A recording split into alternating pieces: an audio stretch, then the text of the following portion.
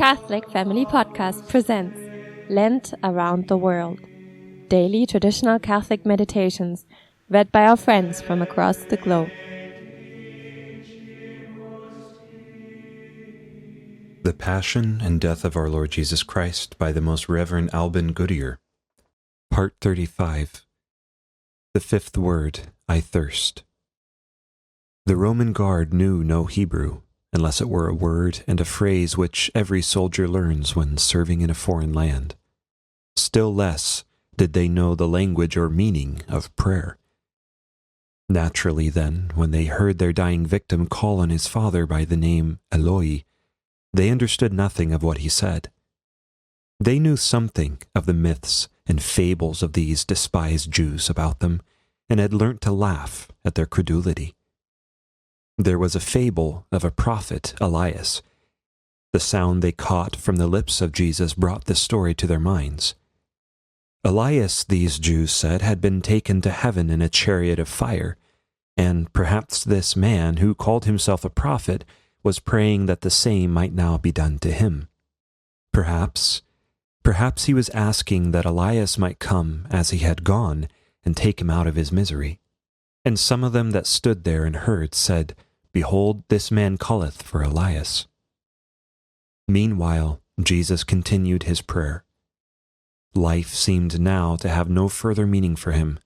This earth had become indeed to him the valley of this death, and he longed now for the moment when he might leave it. But there was another prophecy yet to be fulfilled, one more sign, which later his followers might add to the rest, when at last they would see and believe. It had been written by the psalmist, Thou knowest my reproach, and my confusion and my shame. In thy sight are all they that afflict me. My heart hath expected reproach and misery. And I looked for one that would grieve together with me, and there was none. And for one that would comfort me, and I found none. And they gave me gall for my food, and in my thirst they gave me vinegar to drink. That last prophecy must now be accomplished, and all would be done. He would suggest its accomplishment. By so doing, he would remind men for all time of a further agony he endured, perhaps the greatest that man can endure, death from sheer thirst. He had known thirst before. Indeed, he had been careful to let it be seen throughout his life how he suffered from the needs of the body. Almost the first thing we heard of him was that he was hungry, so craving for food that Satan himself thought to take advantage of his weakness. He was weary at a well on the roadside, more weary than the companions who were with him. He had sat down at that well and had asked a stranger woman to give him to drink, the only time recorded in the gospel story where he had asked anyone for anything. In Capharnaum at times the crowds had so thronged upon him that he had been unable to take his meals. He had slept, weary, on a boat, and a storm had not awakened him. If Jesus could say of himself that he had not whereon to lay his head, perhaps, too, he could also have said that they had not where to get food and drink. For these he depended on what men gave him. For some, he would turn water into wine. For others, he would multiply bread so that all might eat. For himself, he was content to sit by a well and say to a passer-by, Give me to drink. Nor is it without significance that he had often used the relieving of thirst as an illustration in teaching. Men speak of what they know and experience. Jesus then knew thirst in his missionary tours. He knew the agony with which he would die. Hence, when he spoke of the torture of a soul condemned, it is this torture of thirst on which he dwells.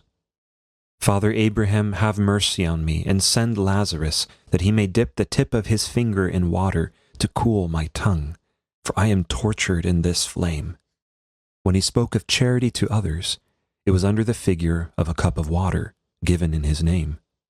He promised heaven to those who gave him to drink. In the height of his preaching in the temple, the climax seems to be reached when he cries, If any man thirst, let him come to me and drink.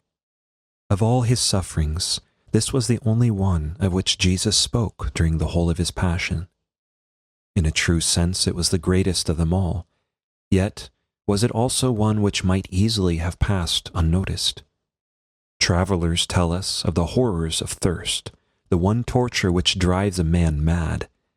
Often on a sickbed, especially when there has been a great loss of blood, we may see the almost insatiable craving to drink. And in the East, in places barren and salt, under a broiling sun, we may taste something of the agony of thirst, which will readily bring home to us why Jesus chose the cup of water as his emblem of charity, why he chose the quenching of thirst as the character of his own deep love. Of this, then, he would remind his own at this moment. The loss of blood, the long fast, the all but bursting heart, had indeed produced in him a thirst almost intolerable. Moreover, the Scriptures must be fulfilled, and there were yet more things to be done. We recognize the intended deliberation in the evangelist's narrative as if he would say, this was no complaint, rather was it a command. Afterwards, Jesus, knowing that all things were accomplished, said, I thirst. These at least were words which the soldiers and those about him understood. But what could his friends do to relieve him? The women who in Galilee had followed him and had ministered to his wants stood there now, empty-handed. Mary Magdalene, at whose house he had supped in Bethania, would gladly now have left the bleeding feet to which she clung and served him, but she had nothing now to give. Mary, his mother, at whose prayer, for others' sake, he had once turned water into wine, was helpless now. Only the soldiers might do something. They had with them their own coarse wine, to the Jewish taste more vinegar than wine, with which they regaled themselves during the long hours of watching. There was a sponge lying on the ground. Crucifying criminals was soiling work, and executioners needed at times to wash their hands and perhaps their faces. A soldier picked up the sponge and put it in the jar of wine. He took also a stick, a hyssop stalk of a foot long, not more, and fixed the soaked sponge upon it. He held it up to the blood-stained lips of Jesus, not 2 feet above him. Jesus sipped a little of the liquor from the sponge. Before, when he was offered drink to stupefy him, he had refused it, but this he did not refuse. By accepting it, he would reward this last act of charity, even though it came from an executioner. Though others about him might still murmur in contempt, "Stay, let us see whether Elias will come and take him down from the cross." Jesus would pay honor to the man who helped him in his hour of distress. For to have been the last man on earth to serve the dying Lord, was not this honor indeed? For whosoever shall give you to drink a cup of water in my name, amen, I say to you, he shall not lose his reward. Part 36, the 6th and 7th words. All was now completed. The prophecies, one by one, had been fulfilled. The will of his Father had been done to the last iota. "Did you not know that I must be about my Father's business?" had been the first words with which he had begun his career. Often he had reminded those about him, friends and enemies alike, that to carry out the will of his Father was the beginning and was to be the end of his whole life. It mattered not whether what he did was to succeed or not. He could look back now from his cross on Calvary and realize how, in the eyes of men, his life had been one long failure. Nazareth, where he had been brought up, was scandalized because of him and twice cast him out. Capharnaum, his own city, walked with him no more. Chorazin and Bethsaida, where he had done most of his miracles, had, in the end, to be condemned. Galilee was made unsafe for him, and he had gone out from it into exile. Jerusalem had never received him, and from the very beginning there had always been those in the city who sought his life. He was the outcast of men. He was the scandal of his own. He who would have championed the cause of Jesus Christ at that moment would have been hard put to it to find an argument in his defense. Nevertheless, his work had been done, and he could look on it all with content. His Father had willed that he should be the satisfaction for the race of fallen men, and he had poured out his blood for them all. Not one drop only, which would have sufficed, but would never have satisfied his love. His work on earth was over. He had run his course. He had now been baptized with that baptism for which he had longed. Already at the supper he had prayed, "Father, the hour is come. Glorify thy Son, that thy Son may glorify thee. I have glorified thee on the earth. I have finished the work thou gavest me to do. And now glorify thou me, O Father, with thyself, with the glory which I had before the world was with thee." After that prayer, there had still remained the chalice to be drunk, and now he had drunk it to the dregs. He had said all and could say no more. He had done all and could do no more. He had given his all, and there was no more to give.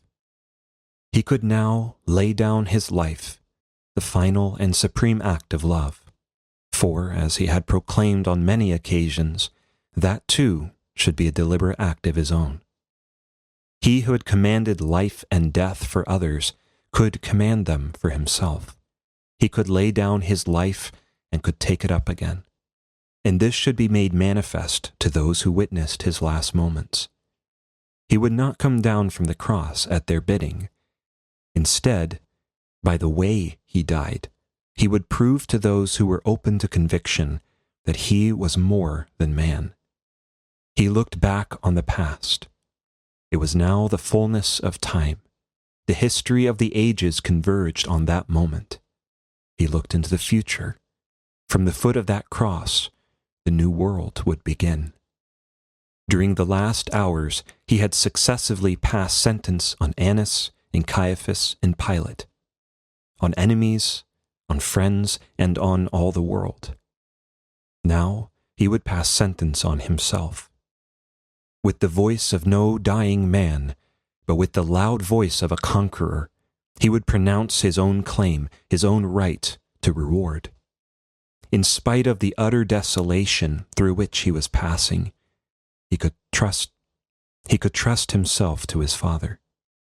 When Jesus therefore had taken the vinegar, he said, "It is consummated." And Jesus, again crying with a loud voice, said, "Into thy hands I commend my spirit." And saying this, bowing down his head, he gave up the ghost. The most tremendous deed that has ever been done upon this earth was completed. The most tremendous crime turned into the most tremendous act of love, love alike of God and of men. Jesus Christ, the Son of God made man, was dead, and the earth bore his dead body through the infinite spaces. Nature, that had long waited for the revelation of the sons of God, nature that had groaned and travailed in pain even till now, when all was over, was itself shaken. And behold, the sun was darkened, and the veil of the temple was rent in two in the midst, from the top even to the bottom. And the earth quaked, and the rocks were rent, and the graves opened. And many bodies of the saints that had slept arose, and coming out of the tombs after his resurrection, came into the holy city and appeared to many.